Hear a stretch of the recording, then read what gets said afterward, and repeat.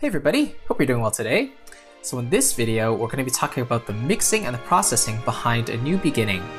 And if you haven't seen the first and the second parts yet, where we talk about, first of all, the composition behind the music, and then about the orchestration, the arrangement, I would definitely recommend you go watch those first.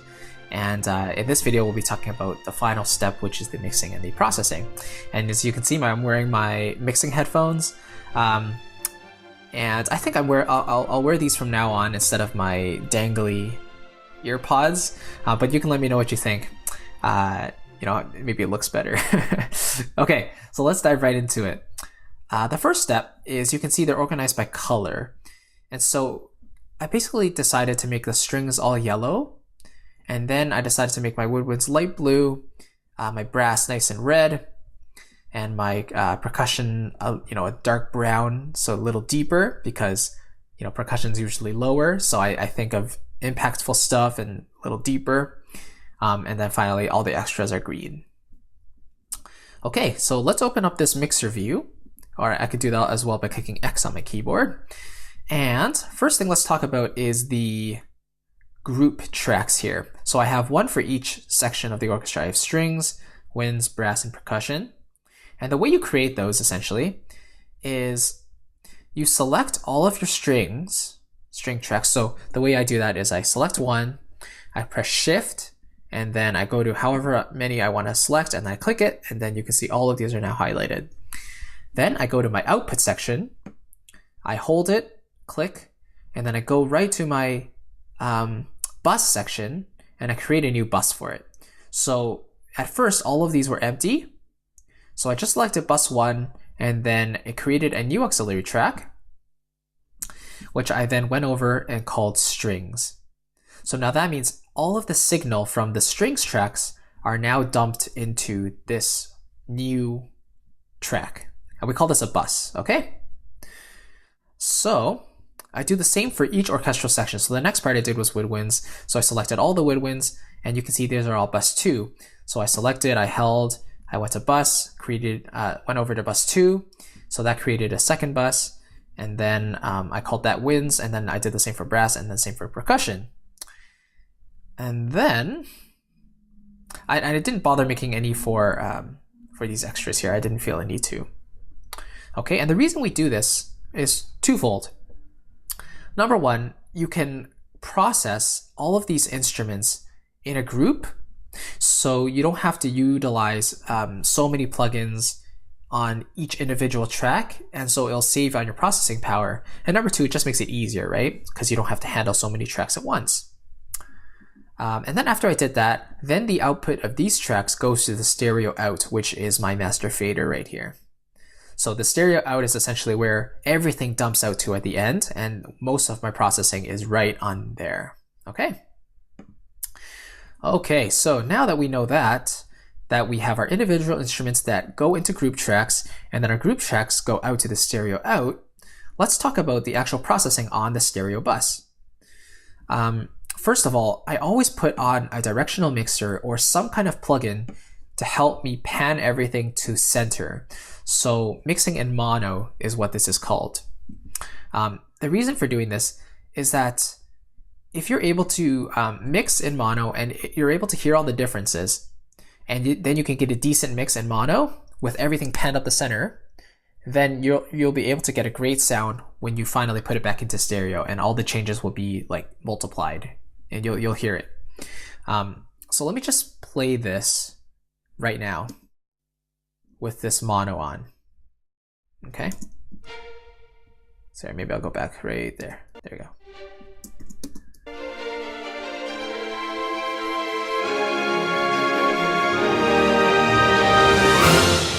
So you hear how narrow that is, right? If I turn this off, then it spreads out. So I immediately turn this on right away to put everything into the center. So now I know whatever changes I make, and if I can hear them, then they're drastic enough so that I can hear it when it's back in stereo. Then what I do is I follow it up with an EQ, and this is the Pro Q2 from FabFilter. It's very good. And I do a high pass filter here, which essentially means that I'm cutting out all of these low frequencies here. because we don't want to hear this stuff in any way, and the human ear can't really hear it that well. So why not just get rid of all this excess low end that causes a buildup and a rumble in the bottom, right? And you can see this purple line in the middle represents 0 decibels. So these notches up here that go up, that represents the frequencies that I'm boosting.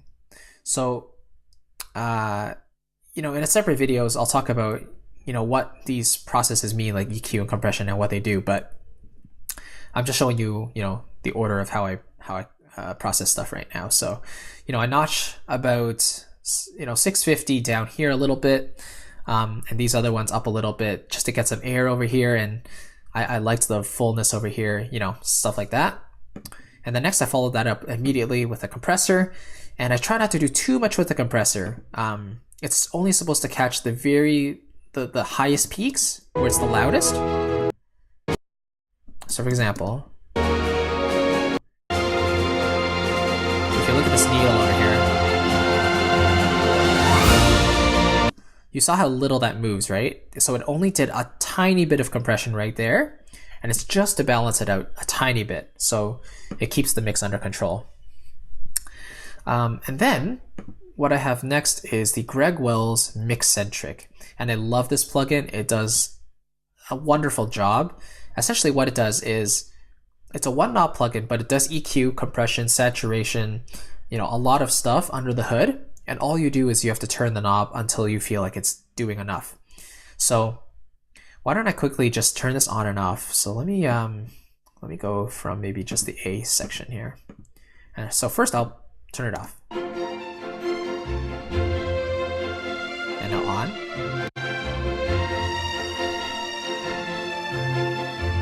Back to off.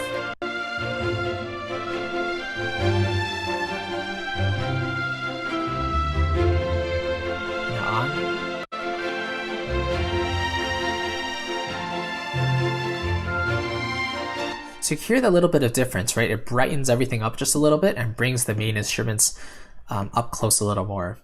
Here I have the Tone Centric, which introduces a little bit of a harmonic distortion and analog sound to it. So without it, it sounds a little more clean. And with it,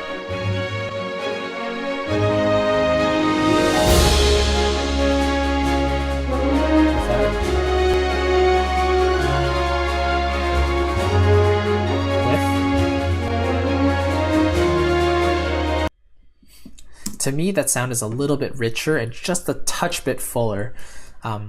So it's quite subtle, but there you go. And then this here I put on at the very, very end. So maybe I should actually turn that off for now. But actually, no need to. I can show you what it is anyway. It's the Pro L2 from FabFilter, and it's a limiter, a brick wall limiter. And essentially the way it works is, before, this was all the way back down at 0. So my mix was very soft. And the point of a limiter is for you to push up the volume to a commercial standard until it hits a certain threshold, and then it cannot pass that at all. So my output level I set it to right here is, right now it's at 0.00.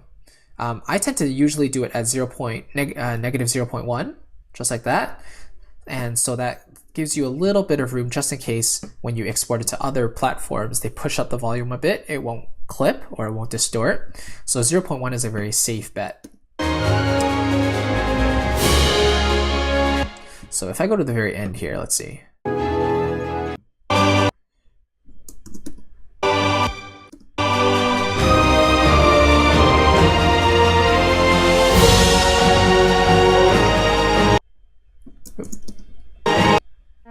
Don't do this to me.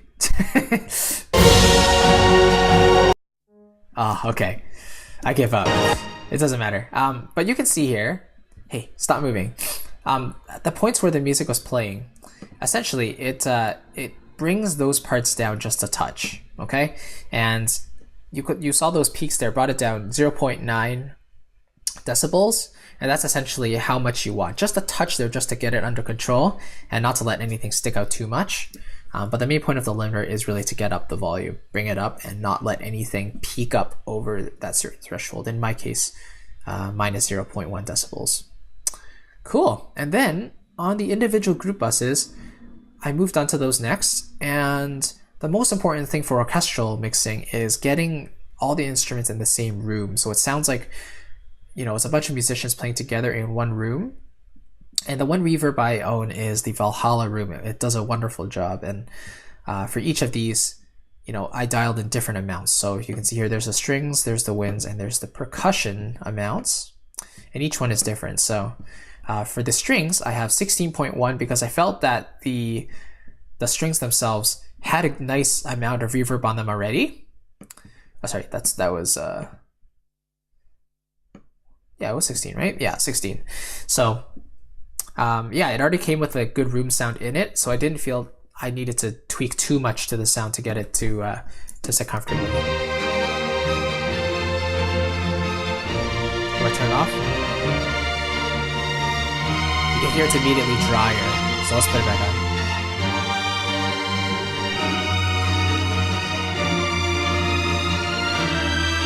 Right, so it's a little more reverby, which I really like.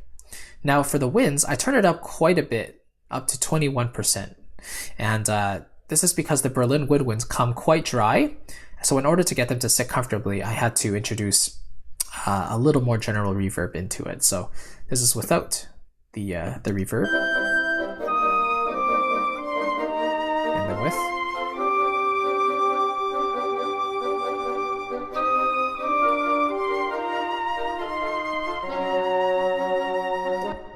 So especially with woodwinds, reverb pushes them back into the mix a little bit more because it makes them sound further away, right? So I felt that 21% was enough to push the woodwinds back just enough, so it felt like they sat comfortably in the mix with all the other instruments. I find that the default settings are actually quite good, so I don't feel a need to tweak anything too much. The mix amount is really what makes something sounds completely drenched versus completely dry at 0%. And then I have the percussion, and this I just put as basically 20%, 19.4%. Sounds like this. And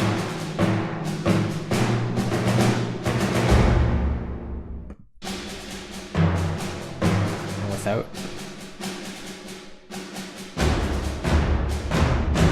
With a little bit. So a little bit more reverb there, okay? And you might be wondering why I didn't put any on the brass section, and that's because most of the brass were from Berlin Brass, and Berlin Brass comes so roomy already and very reverberant, so adding more would have just made it completely drenched. Cool, okay. And then I have a couple of, let's see, stray reverbs on, a couple tracks that I found were too dry. For example, the string runs, I have some there. I have one on, what is this, piccolo runs, and this is at the very beginning actually.